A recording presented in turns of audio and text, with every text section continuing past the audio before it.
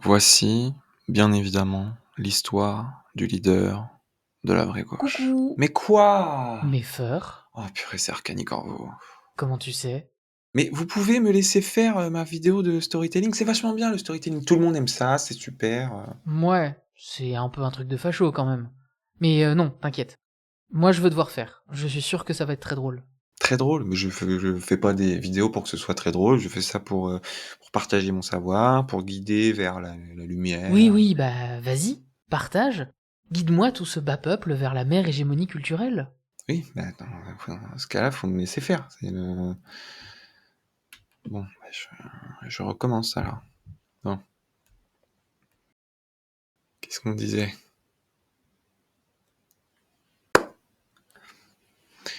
Cette histoire que je vais vous raconter n'est pas facile à entendre sur bien des aspects.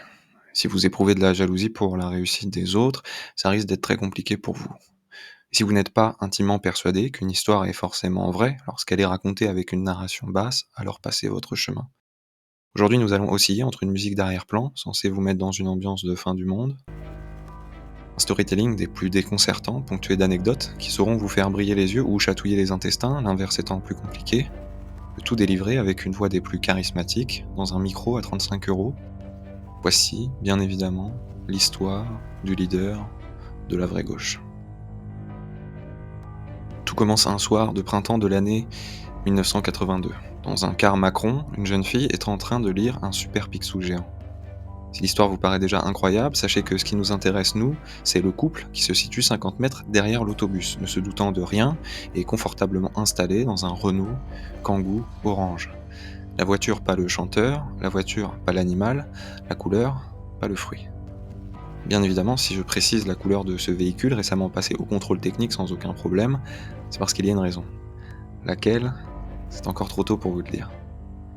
Maintenant, si je vous dis tractopelle, qu'est-ce que ça signifie pour vous? Sûrement la même chose que pour moi avant que je fasse cette vidéo, c'est-à-dire un tracteur muni d'une pelle mécanique. Et si maintenant je vous dis ouvert de 8h à 12h et de 14h à 18h? Vous allez penser très probablement au fait qu'il s'agit d'horaires de bureau somme toute communs, et vous n'auriez pas forcément tort. Nous sommes en Californie, en 1985, à Sacramento. Ce que vous savez sûrement, c'est que cette ville est située à très exactement 384 400 km de la Lune. Et ce que vous ignorez sans doute, c'est que cette distance évolue constamment, de quelques millimètres seulement. Cela est lié au déplacement permanent de notre planète, qui a été diagnostiqué durant sa jeunesse d'un TDAH, trouble de l'attraction avec ou sans hyperactivité. Aucune souffrance de son côté, car la Terre a pu faire sa scolarité dans une ambiance accueillante et des outils adaptés, tels qu'un pédalier sous son bureau et de la Ritaline afin de l'aider à se concentrer durant ses 9 heures d'école par jour, 5 jours sur 7, 36 semaines sur 52. Après vous avoir dit ça, vous vous demandez quel est le rapport avec le sujet initial de cette vidéo, mais pas d'inquiétude, j'y arrive. Ou plutôt, non. Avant, je vais d'abord réussir à placer un produit que je sais être inutile pour vous comme pour moi, néfaste pour notre monde et probablement partagé par tout un tas de créateurs et créatrices de contenu aux valeurs plutôt droitières. Mais pas d'inquiétude, je vais le faire de manière subtile, en l'intégrant au sujet de ma vidéo pour que vous n'y voyez que du feu, voire même mieux que vous trouviez ça, comment dire, plutôt malin. Pour réussir ce tour de passe-passe, j'ai dû me connecter sur des forums, sur les forums des personnes les plus habiles de notre monde, en Bretagne. Bien évidemment, la Bretagne est un continent inaccessible au commun des mortels, car le commun des mortels ne possède pas WestVPN, qui vous donne accès, qu'importe où vous vous trouviez sur le globe, à l'internet breton. N'hésitez pas une seconde de plus et profitez du code SPINOPIDOUille qui vous offre 97% de réduction sur un abonnement déjà réduit de 93%. Car le monde pourrait être à l'arrêt, il y a un endroit où tout continuera d'avancer vite, très vite même, il s'agit bien évidemment des monts d'arrêt. C'est en septembre 1995 que naît notre leader de la vraie gauche. Certes touché par la grâce, ce n'est pas sans une certaine amertume qu'il questionnait déjà la vie bien avant sa naissance. Son ambivalence quant au monde extérieur se traduisait très simplement. D'un côté, il voulait sauver la Terre, de l'autre, il voulait la voir brûler. Quelle meute de loups allait-il nourrir? Telle est la question. Mais trop occupé à se questionner, il oublia de filer un coup de main à sa pauvre mère et obligea le médecin à utiliser les forceps, ce qui lui offrira une boîte crânienne un peu poquée, comme pourrait l'être la carrosserie d'un Renault Kangoo orange, après un léger choc contre, vous vous en doutez maintenant, un tractopelle. Pour l'instant, notre leader de la vraie gauche n'est rien de plus qu'un énième bébé aux yeux de la société. Mais très vite, l'équipe hospitalière accompagnant les parents lors de l'accouchement sera frappée par un détail subtil mais signifiant. Lorsque le bébé est sorti du ventre de sa mère, la sage-femme a entendu un très léger « Ah bâtard, tu fumes ». Cela aurait pu s'arrêter ici, mais un événement s'est également produit lors de ce qu'on appelle la marche des bébés. À ne pas confondre bien sûr avec la marche de l'empereur, ce qui de toute façon n'aurait aucun sens, un bébé ne pouvant pas diriger un empire juste après être venu au monde. On est sur un poste nécessitant quelques années d'expérience, le permis B ainsi que le BAFA. Non, ici on parle de toute autre chose, et la marche des bébés, c'est cette grande course de plus de 10 mètres de long, organisée le soir, afin de savoir quel est le bébé le plus rapide de la journée.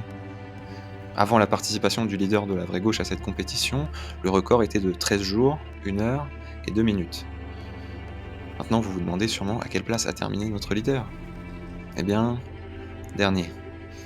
Il mettra plus de 6 mois à finir cette course, si bien qu'il savait parler au moment de passer la ligne d'arrivée. Accrochez-vous car si sur lui reposait beaucoup d'espoir, à sa conférence de presse il dira « J'ai fait exprès d'échouer à la course, car pour moi la place suprême c'est dernier. Mais pas dernier parce que tu es un cancre, dernier parce que tu dis « Je sais exactement ce qu'il faut faire pour avoir la première place, mais je me fous de votre connaissance. » Et si j'ai tout bonnement été choqué en découvrant ce passage de son histoire, j'ai vite compris que ce n'était pas grand-chose à côté de la suite des événements.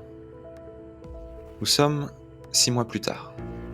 Et lorsqu'à cette époque, il est commun pour la plupart des bébés d'entrer dans la phase du non, notre protagoniste, lui, entre dans la phase de l'astronomie. C'est à ce moment de sa vie qu'il coachera, l'Action Pas le Festival, un youtubeur bien connu de toutes et tous, AstronoGeek. Ce dernier suivra une formation express d'1 semaine afin d'apprendre à traduire des chaînes YouTube anglophones ainsi qu'à lire, avec une narration basse, des pages Wikipédia. Ce sera un tel succès que cette formation sera suivie par nombre de ses compères, qui sont pour la plupart, tenez-vous bien, chauves. Et ça, ce n'est pas une révolution, non, c'est bien une création. Avant, il n'y avait rien, et de sa formation est née la vulgarisation scientifique francophone. Ses talents de sensei étant avérés, il est temps pour notre héros de s'attaquer à un autre domaine, utile, lui, l'astrophysique. À l'âge de 4 ans, il décide de prendre sous sa coupe 2 jeunes étudiants, un peu égarés, et de les remettre dans le droit chemin de la complaisance. Il guidera Étienne, comme il l'avait déjà fait auparavant sur l'apprentissage du CTRL-C plus CTRL-V, connu aussi sous le nom de copier-coller. Et si l'un de mes comparses est connu pour sa capacité à ne pas citer ses sources, tel un Lancelot du Lac qui ne dirait pas son nom, c'est bien le leader de la vraie gauche qui est à l'origine de cette astuce subtile, mais diablement efficace. Il offrira cette compétence à son premier disciple, et quant au second, il est, selon notre héros, celui avec le plus de potentiel. Il voit en Aurélien un grand avenir. Mais son projet pour lui va plus loin que la simple astrophysique. Il souhaite en faire quelque chose de plus complet, de plus abouti, un philosophe. Pas n'importe quel philosophe, il veut en faire un philosophe féministe. Féministe, féministe. Alors attention, on ne parle pas ici d'un féminisme qui dessert ta cause en s'attaquant à des choses futiles comme par exemple le patriarcat, plutôt d'un féminisme humble, drôle, piquant, qui comprend le second degré et qui lutte constamment contre la cancel culture. À ce moment-là de notre histoire, personne ne représente l'essence même de ce féminisme. C'est donc notre demi-dieu qui va se charger de créer un robot, humanoïde, pouvant aller porter la bonne parole autant que possible, et ce, partout. Il le fera à son image, capable de former celles et ceux, et surtout ceux qui en ont envie. François. C'est le nom que le leader de la vraie gauche donnera à sa création. Mais avant de vous en mettre plein la vue avec ce robot, j'aimerais vous raconter le cheminement de sa réalisation et surtout, les questionnements éthiques qui ont traversé celui qui en est à l'origine. Alors vous connaissez sûrement Asimov, Isaac de son prénom. Si Isaac est connu pour avoir lancé une pomme sur un de ses amis droit devant lui, causant à cette personne un décollement de la rétine, et s'excusant avec cette phrase désormais célèbre, pourtant elle tournait, il est également connu pour avoir créé les 3 robots qui gardent la porte du paradis et de l'enfer. Pour beaucoup, je ne vous apprends rien et vous pouvez passer ce moment. Pour les autres, c'est parti. Chaque robot possède un accord Toltec spécifique lui interdisant d'ouvrir la porte. Lorsque vous vous présentez, vous avez le droit à une question. Un seul robot possède un QI supérieur à 160 et fait donc partie des 1% de la population capable de résoudre cette énigme créée par Einstein. C'est sur cette base éthique qu'Asimov a créé le premier robot qui devait être inoffensif pour l'homme. C'était sans compter sur Will Smith, dernier survivant d'une planète peuplée de robots stand-uppers, avec une forte tendance à l'humour sexiste. En giflant son millième robot, ce qui devait arriver arriva, les automates sortirent des murs et commencèrent leur marche afin d'ouvrir la porte de paradis. Voici les règles d'Asimov. Elles sont certes claires, concises et faciles d'accès, mais pour notre leader de la vraie gauche, elles manquent de profondeur. Alors il se met à réfléchir à la création d'un quatrième robot qui empêcherait toute tentative de rébellion contre l'humanité. Il réfléchit, mais il ne trouve pas. Puis finalement, il trouve. Ce quatrième robot portera en son sein une grenade, certes, mais surtout le quatrième accord Toltec d'Asimov. Un robot ne peut pas porter atteinte à l'union de la gauche et à la réussite de l'hégémonie culturelle. François est né, et avec lui, une nouvelle ère, l'ère mythe. Cette période de notre histoire où ce qui était valorisé sociétalement, c'était de se retirer dans un lieu désert pour raconter des récits fabuleux en portant des vêtements troués. S'investir dans cette nouvelle ère, l'ère mythe, c'était primordial pour notre leader de la vraie gauche. Cependant, l'idée de déclamer des histoires pour soi-même était en totale contradiction avec sa mission divine, Vin. C'est ainsi que parlait Zarathustra certes, mais lui valait bien mieux que ça. À l'âge de 7 ans donc, il se lance dans la coécriture d'une trilogie au sujet de Sisyphe avec Raphaël Enthoven, un philosophe camusien. Le premier livre s'intitule La mythe de Sisyphe et raconte la tendre amitié entre Sisyphe et un papillon qui l'accompagne chaque nuit. Le second, La bite de Sisyphe. Celui-ci propose une version alternative dans laquelle notre héros doit amarrer sur une côte mais loupe inlassablement la bite avec sa corde. Le livre qui clôt la trilogie s'appelle bien évidemment Le Bit de Sisyphe. Celui-ci donnera lieu à l'écriture d'un album acclamé par la critique, mais conspué par Matt Pokora. Il dira, je cite, « Laisse-moi être ton guide », ce à quoi le leader de la vraie gauche répondra avec aplomb mais en dilettante, « Bonsoir, non ». Fort de cette expérience intellectuelle grisante, il décide d'appréhender une autre partie de sa vie, et de se découvrir dans le monde de l'artisanat manuel, et ouvre une scierie avec son meilleur ami Georges Tron, qu'ils appelleront les termites de Sisyphe.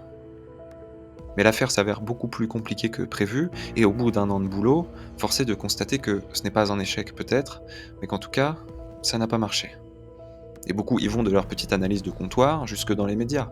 L'ancien conseiller de Nicolas Sarkozy, Patrick Buisson, dira sans langue de bois que le duo s'est largement planté, et que le positionnement du leader de la vraie gauche au sujet de la guerre en Syrie y a largement contribué. Peut-être.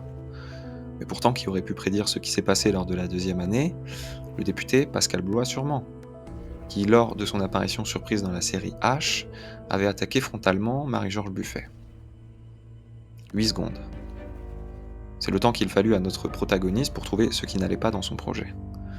Des planches plates et rectangulaires, cela n'intéressait personne. Tout ça, c'était d'une autre époque, il fallait vivre avec son temps, et son temps lui disait de donner vie et forme à son stock de bois. Alors il se lança avec son acolyte dans la construction de meubles. Un meuble, puis un autre, et encore un autre. Mais pas n'importe quel meuble, non, des meubles en fonction du genre. Pour ça, il lui fallait 2 entreprises différentes, possédant chacune leur magasin, mais surtout chacune un nom différent. Pour les garçons, ce serait Ebenistery, et pour les filles, Ebenistery, mais une autre prononciation.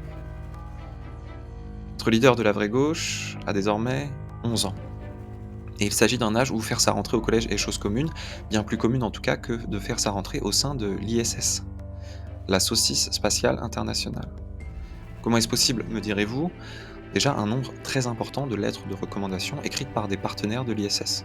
Plus d'une centaine, écrites aussi bien par des planètes telles que l'étoile Vénus ou encore des anciens philosophes comme Pluton. Et si notre héros est dans l'espace à son âge, ce n'est pas pour ses connaissances multiples en astrophysique thermonucléaire quantique, non, c'est bien pour sa capacité à créer des robots. Car si les ententes sont majoritairement cordiales dans l'espace, elles ne tiennent parfois qu'à un fil.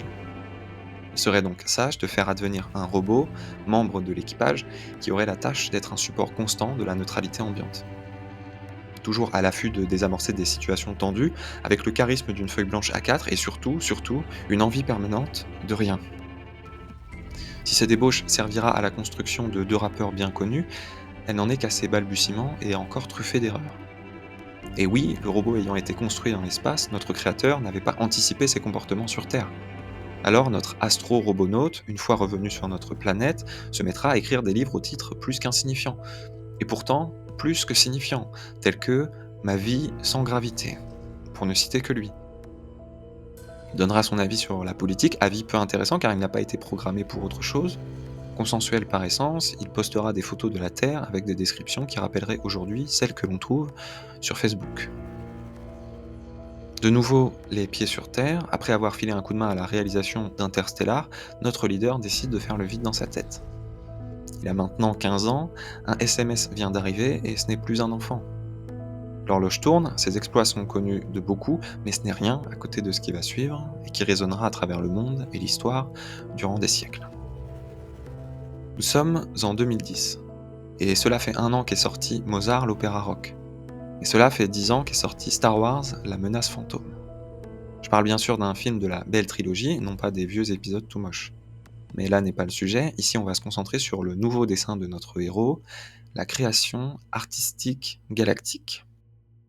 Il veut dépasser ce qui a été fait, mêler la chanson et la conquête spatiale, faisant arborer des musiques rythmées sur des danses de sabre laser, faire du Sénat, de la République galactique, un opéra, faire de Kamel Wally, le nouveau Yoda, Star Wars, l'opéra rock. Pour ce faire, le leader de la vraie gauche souhaite s'inspirer de ce qui se fait de mieux. Il quitte alors la Terre pour s'enfoncer dans les méandres du système social universel et découvrir ce qui se joue dans les confins de l'univers. Il ne veut pas créer de nouvelles fictions, il veut étudier presque sociologiquement ce qui se fait dans l'espace en matière de relations sociales et de jeux de pouvoir. Tout ça bien sûr en musique. Alors il monte dans sa fusée en forme de soucoupe, quitte notre planète et s'envole vers d'autres cieux. Son long voyage commence, il croise une première étoile, puis une autre, et enfin une autre étoile. Quand va-t-il rencontrer une autre personne? On ne sait pas, l'univers c'est grand, très grand même, à tel point qu'il croise déjà une 4e étoile, mais aucun signe de vie. Puis, une 5e étoile. Je ne vais pas créer plus de suspense car vous l'avez déjà sûrement deviné, mais cette phrase sera conclue par la rencontre d'une 6e étoile. 6. Exactement le même chiffre qui précède 7. 7 étoiles. Et là, vous commencez sûrement à vous agacer, à vous dire est-ce que c'est possible de passer à autre chose? On a compris que l'univers était grand, oui, mais vous n'avez pas compris à quel point il est grand. Et plus je prends le temps de vous en parler, plus les minutes défilent, et plus elles défilent, plus le nombre de pubs présentes sur cette vidéo augmente. Alors, une 8e étoile. Et enfin, quelqu'un. Ou plutôt une idée, celle de la liberté, portée par un homme, un grand homme, en plein cours magistral sur sa petite planète, Michel Onfray explique le principe des multivers quantiques à ses élèves, accompagné par ses stagiaires, les 3 Spider-Man. Après avoir passé les 8 étoiles, notre protagoniste est enfin arrivé à sa première destination, l'Université spatiale populaire de Quantique. Notre héros sait qu'il ne pourra pas rester ici longtemps, alors il se lance tout de suite dans la récolte d'informations précieuses et pose la question que tout le monde voudrait poser à ce moment à ce cher Michel, pourquoi 3 Spider-Man? Tenez-vous bien car à cette question, il recevra comme réponse, comme dans le film MDR, tu l'as pas vu, c'était des barres. S'ensuit alors l'intervention d'un Spider-Man, le plus nul des 3, celui qui n'avait objectivement rien compris à la situation, et qui s'exclame « Je suis le vrai Spider-Man ». Ce à quoi Michel rétorque « Non mais j'ai passé 2 heures à vous expliquer qu'il n'y a pas de vrai ou de faux Spider-Man, vous êtes tous des bulles de savon qui participent au réchauffement climatique ». C'est à ce moment-là que les cheveux du sommet du crâne de Michel Onfray décident de le quitter, exactement comme l'avaient fait sa femme et ses enfants quelques années plus tôt, lui laissant encore quelques poils capillaires sur les côtés de sa tête. C'est donc à un mi-chauve Onfray que notre leader dira au revoir, aussi vite qu'il a dit bonjour, afin de reprendre sa route intersidérale.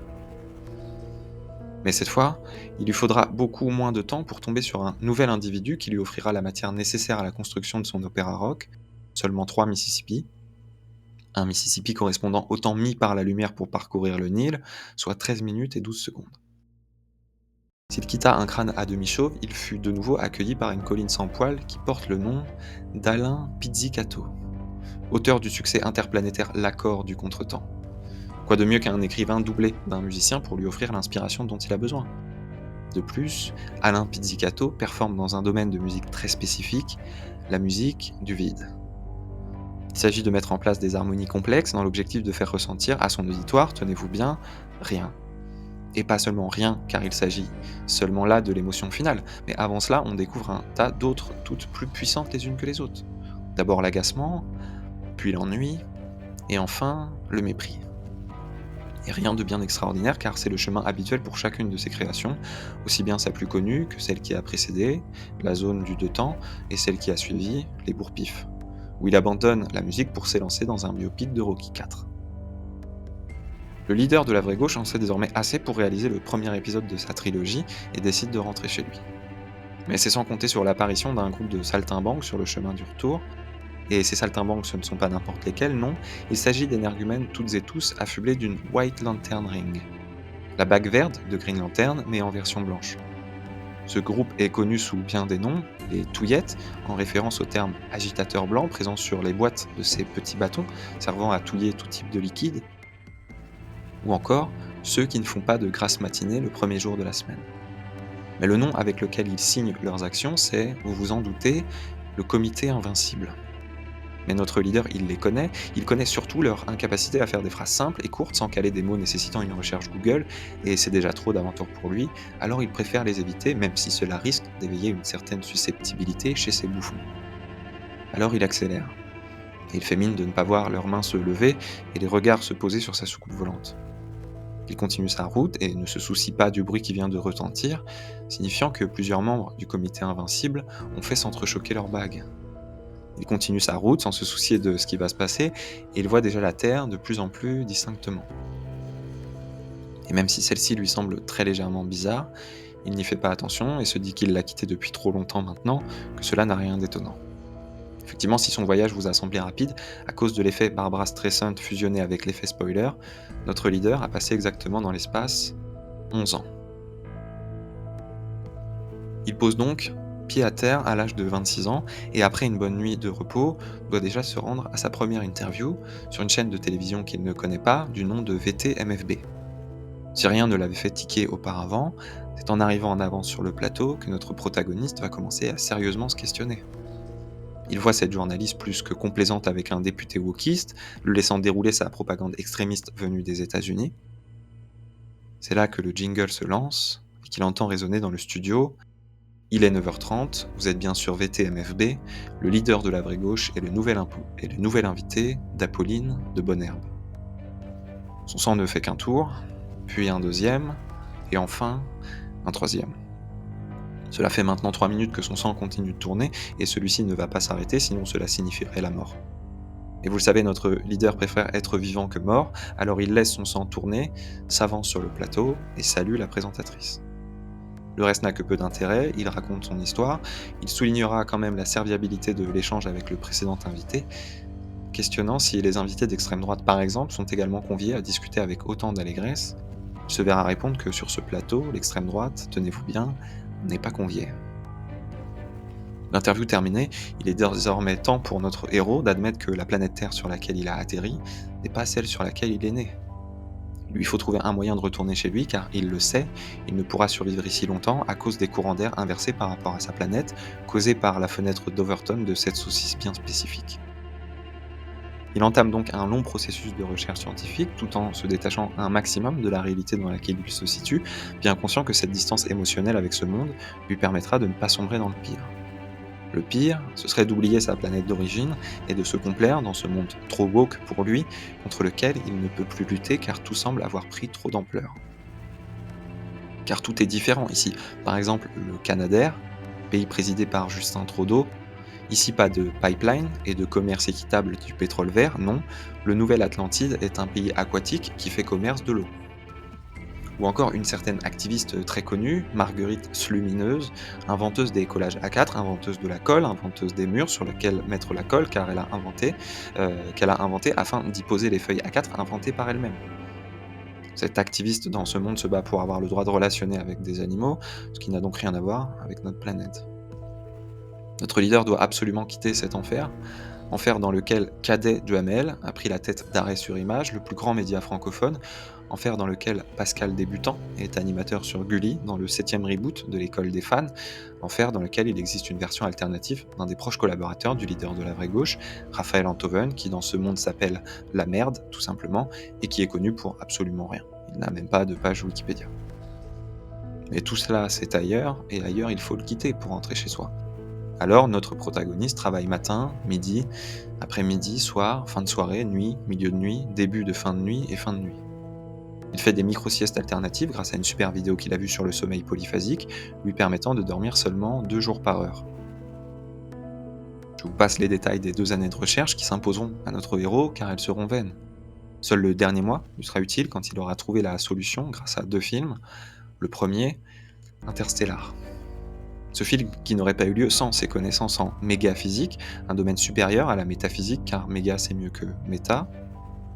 Il lui faut donc un trou noir pour rentrer chez lui et ce trou noir, il ne le voit qu'un seul moyen de le faire.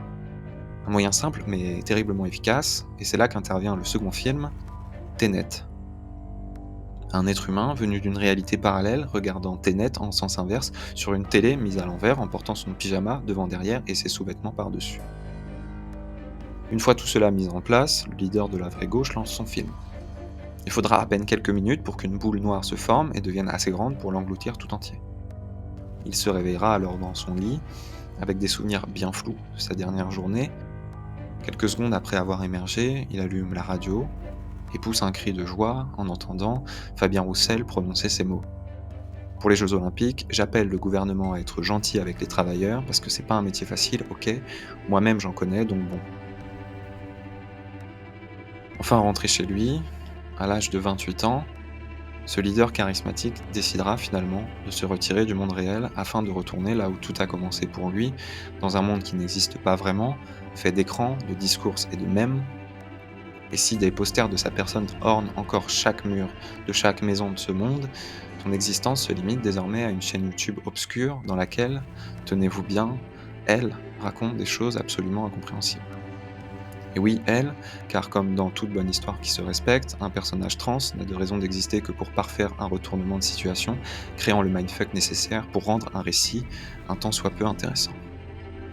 Merci d'avoir été jusqu'au bout de cette vidéo, je vous dis à la prochaine, ciao YouTube, bye bye.